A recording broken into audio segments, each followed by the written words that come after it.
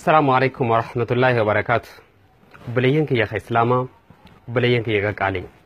أران تنامي واي زكاة وجلال.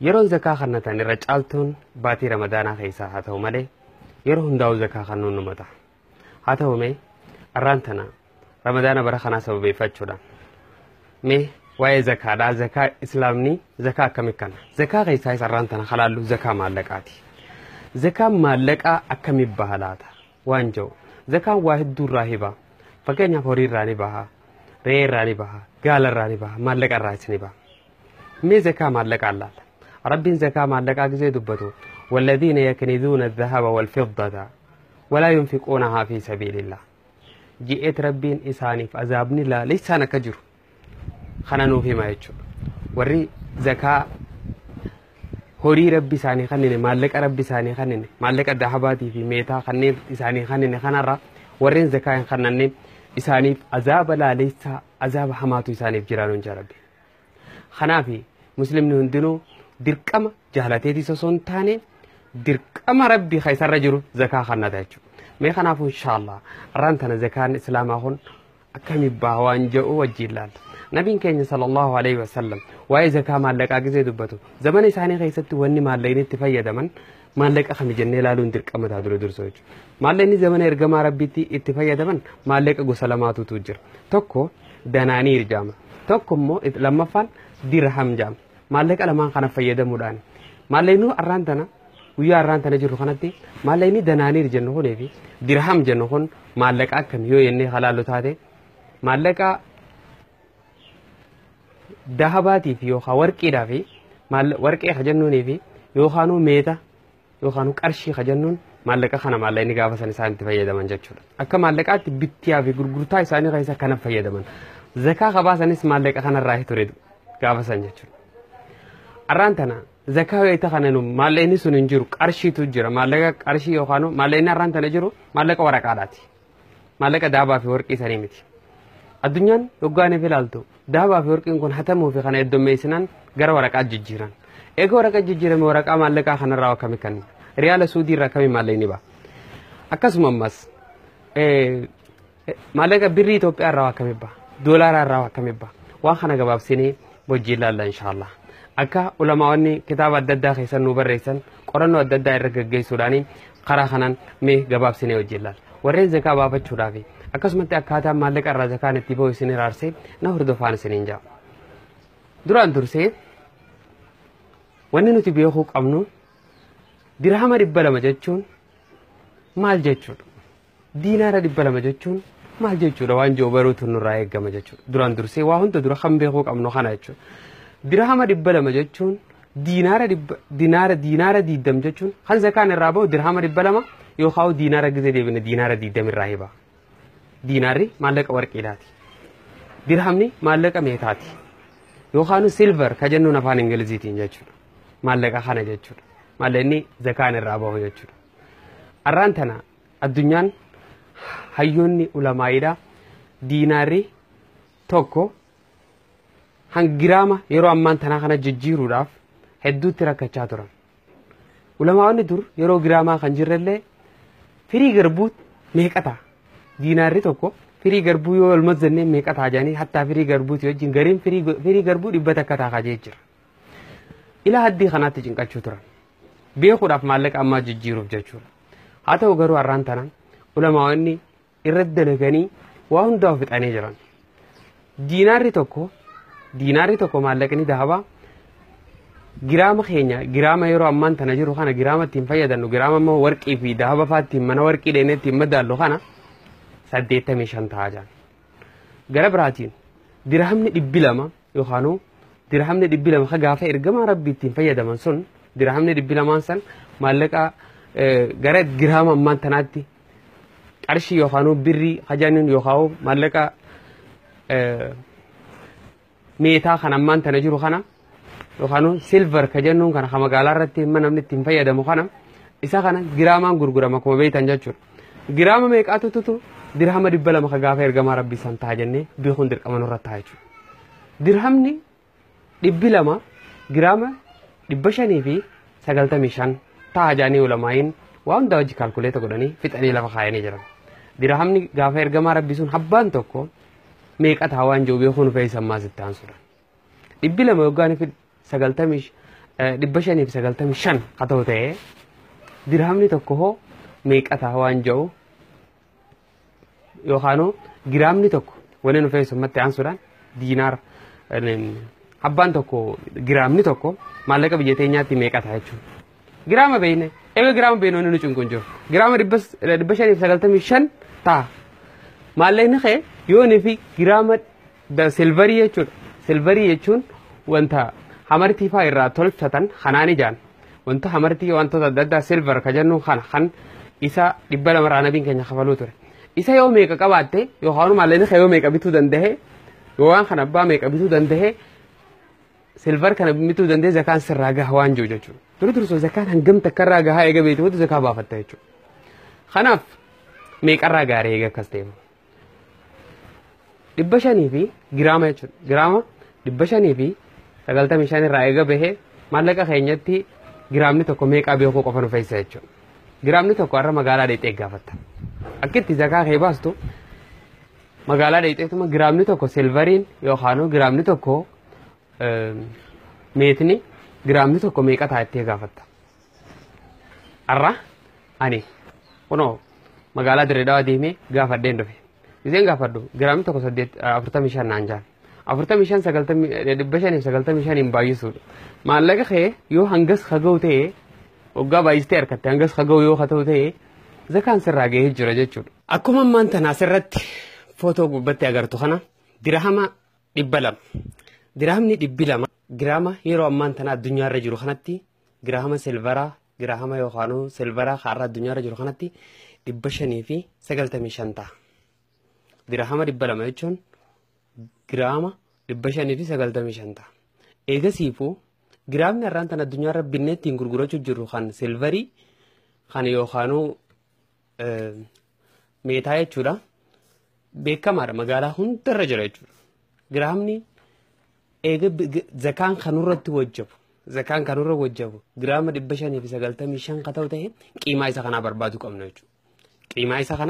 qabna jechuudha saniifuu giraamni tokko meeqa akka ta'u barbaaduu qabna silvariin giraamni tokko har'a magaalaa teenyarra meeqa alaaluu qabna jechuudha silvariin giraamni tokko zukaaltuun tahan har'aan tanaan magaalaa Dirreedawaa deemee gaafadheetiin jiraan magaalaa Dirreedawaa deemee gaafadhee meeqa silvariin giraamni tokko meeqa akka ta'u gaafadheetiin jira zakaa gizee baastaan anarraan tana gaafadhee 45 naa ta'e meebii boru 10 ta'uu danda'a giraamni tokko silvariin qarshii Itoophiyaa 10 ta'uu danda'a meebii booda 100 akka ta'uu danda'a amatuu ni jijjiirama guyyuu ni jijjiirama gatii guyyaa har'aan tanaa anammaan tanaas na biratti ramadaana bara 1438 kana jechuudha magaalaa Dirreedawaatti silvariin giraamni tokko qarshii 45 naa ta'e jechuudha takka giraamni zukwaaltuu 45 bir kajoo kana jechuudha duba yooni fi doolaara taates bakki tun wanni si feesu giraama kana eega beeyte magaaluma ta'e dheexee akkuma ammaan tanaan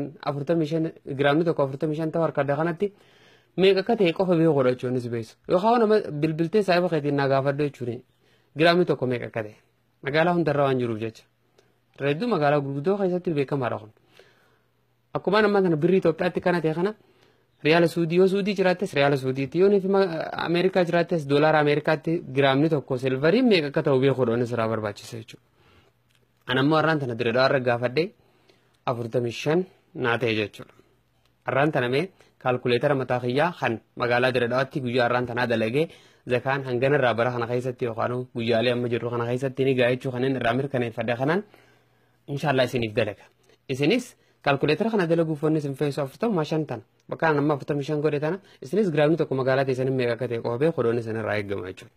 Kanaafuu 95 giraamni 500 fi 95 baay'isu 45 hoggaan baay'isee wanni zakaan irraa gahu har'a yeroo amma na bira jiru kanatti maallaqa Itoophiyaadhaa qarshii 200 fi qarshii 26,000 fi 700 fi 75 qarshii 26,000 fi 700 fi 75 irraa zakaan gaha yoo tanaaga qarshii takka qabaattes zakaan sirratti hin geenye yoo tanaaga qarshii hanga fedhe qabaatte sanirraa akkatti baaftu ganaa wajji ilaalla jechuudha. Zakaan gahe jechuu lakkoofsa kanaan hin beeka guyyaa irraatti jechuudha. Tanaafuu jechuudha. Tanaafuu zakaan baranaa qarshii 26,775 irraa nuu ba'a jechuudha. Beekeetiin jira jechuudha. As booda wanni inni ilaaluu qabu maallaquma kiyya qofa ol garagalee meeqa akka ta'e ilaaluu qabu wanni irra jiraatu jechuudha. Maallaqni kiyya yoo ni fi kan gahaa ta'u ta'e wani fi bakka tanaa ol kakutu ta'e yoo akkamittiin kafala waan jiru ilaaluu na feesisa jechuudha. Waggaa bakka tanaa ol kute akkaan itti kafalu ilaaluudhaaf lakkoofsi zakaan irraa bahu kunoo kaniin gubbaarra qalama magarroodhaan qalama magarroo keessa sii kaa'e kana. Kanas gubbaa kaadhati maallaqa kiyya laalladha jechuudha. Maallaqni kiyya yoo bakka tana kaga'u ta'e yoo kaa'u tanaa ol kakutu ta'e yoo miliyoona kaa'u maallaqa dila ta'e yoo bakka tanaa ol kutuu qofa beekuudha wanni sirraa eeggama jechuudha. Zakaaniin baasaman baasuudhaaf bakka tanaa ol kutuu qofa beekuudha jechuudha wanni sirraa eeggamu. Lakkoofsa kana lafa kaatteet maallaqa keessaa batta. Maallaqni kee fakkeenyaaf qarshii miliyoona takka yoo ta'e takkaffaa mee fakkeenya takkaffaa kan hojii ilaale. Maallaqni kee qarshii miliyoona takka yoo ta'u ta'e miliyoona takka irraa akkamittiin baasa jettee rakkachuun ooltu hin rakkatin lakkoofsuma 40 moobaayila kee gubbaa kaayadhuutuma lakkoofsa 40 qarshii miliyoona takka irraa usuqaaltuu wanni boomee qataa qarshii 25 turraa ba'a jechuudha zakaan.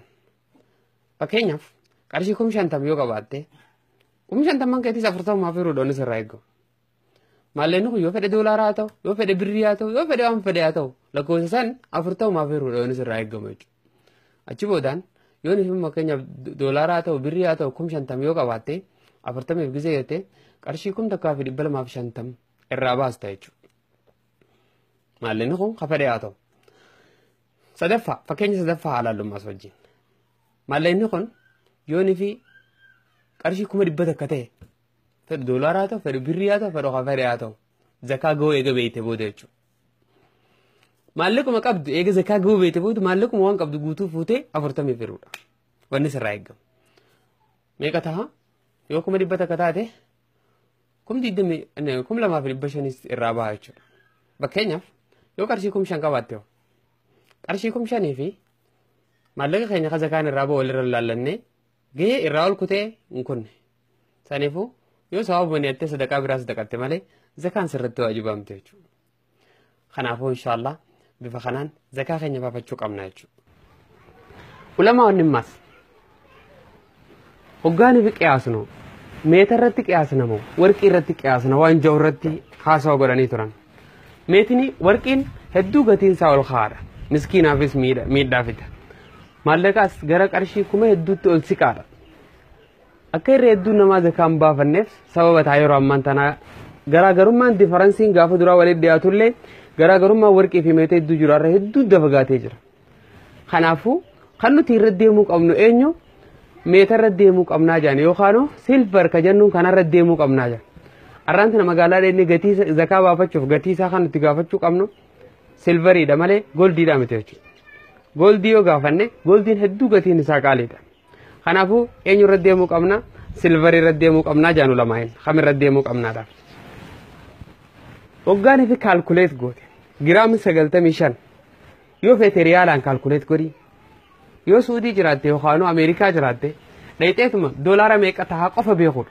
Giraamni tokko silveriin doolaara meeqa tahaa qofa beekuudha wanni sirra jiraatu. Yoggaa beeyte giraamni tokko doolaara hanga ta'e hoggaa harkatte 595 baay'iste achi booda waan harkattu sun waan zakaan irra wajjabu hanga sanii jechuudha. Maallaqni kee bakka maantana maallaqni dhufe kanaa ol kunnan bakka maantana kaalkuleetarri keessii dhufi sii fide kanaa ol maallaqni kee taanaan zakaan sirra waajiba jechuudha. Bakka amma kaalkuleetarri sii fide gayyoo ta'e immoo zakaan sirratti hin geenye jechuudha. Yoo sunnaa kannatte malee jechuudha. Yoo suudii jiraattees riyaala suudii magaalaa dhayxeetuma silveriin tokko giraamni tokko silveriin qarshii meeqa tahaa gaafachuudha wanni sirra jiraatu. Giraamni tokko silveriin har'a qarshii meeqa tahaa gaafachuudha wanni sirra jiraatu. Magaalaa bootaa silverii goldii kana bootaa daaba warqii waan adda addaatti gurguran dhayxee silveriin giraamni tokkichi qarshii meeqa tahaa gaafachuudha. Ganda hunda magaalaa hunda keessa gurgurama rakkina hin qabu. Yoo haa nama beeku gaafachuudha meeqa bitamaa. Yoggaa gaafattee hanga ta'e beekte booda giraamni tokko yoo hangana haa ta'u ta'e giraamni 595 meeqa taha calculate godhuudha wanni sirra jiraatu. Fakkeenya yoonni fi giraamni tokko riyaala suudii 10 ta'e giraamni tokko riyaala suudii 10 ta'e fudhanuma san 595 hin baay'isuudha. 595 hin baay'isuudha. Achi boodaan wasana zakaa gahuu keetiitiif gahuu dhabuu keetiitiif akkimmaa agartatu. As booda zakaa kannachuudhaaf hamilee keeti yookaanuu zakaa kannachuun dirqama irratti hin taane dabeeta jechuudha. Maallaqa itti qabdu hisaabbattee yoo hangana fagoo ta'e sirratti wajjabe jechuudha. Qabxii lamaffaa zakaan sirra wajjabuun maallaqni ati baankii qabdu yookaanuu maallaqni ati manaa qabdu yookaanuu dukkaanni kee eegee eegaltee maallaqni ati isaan qabdu kun eegee eegaltee qarshii amata zakaan eegee gahuu beekte booda amata naanna'uu isaa beekuudha. Amata akka guutuu naanna'ee jira eega waan dalagaa tana eegalte. Yookaan eega maallaqa kana harkattee yookaan baankii eega maallaqa kana keessa amata gahee jira. Eega maallaqni kun sibira jiru amata gahee yookaan jiraatu taate zakaan sirratti waajiba jechuudha. Kanaaf karaa zakaa kannachuudhaatti fuula deebuu qabda jechuudha. Gara biraa yoggaa maallaqni kee zakaa gahuu beekte booda zakaa maallaqni kee yoo ni gaha qarshii hanga silaa zakaaf barbaachisu san gahee jira jechuu eega beekte booda akkamitti zakaa san irraa baastawa. Nabiin keenya sallallahu alaihi wasallam zakaa yoggaa kannitan rubuu 20 kannaa jee bakka 10 kaayaadha harkata karraa fuudhaadha bakka maallaqa waan qabdan guutuu bakka 10 keesse waan bakka takkaa irraa fuutee waan bakka takkaa tafuute sanis bakka afuritti deqoodee waan bakka takkaa kannitaan hunjaan nabiin sallallahu alaihi wasallam. Akkana jechuun maallaqa kee waan qabdu guutuu 40 firii lakkoofsa 40 maallaqa kee waan qabdu guutuu 40 firii wanni kaalkuleetara keetirra deebisaa harkatu sun zakaa waan irraa bahu ta'a jechuudha. Walumaa galeef hin jinqin efesin iraarsin zakaa dhiiroo meeqarraa maallaqa hanganaan qaba meeqaan irraa baasetteef hin jinqin usiituma kaalkuleetara keetirra maallaqa hanga qabdu naqi 40 firii wannichi boosan zakaa keeti jechuudha waan zakaa irraa baasuu qabdu jechuudha. Inshaallah bifa kanaan zakaa keenya zakaa horii keenya firraa baasuu dandeenya jechuudha. Inshaallah. Assalamu alaikum warahmatullahi wabarakatuh.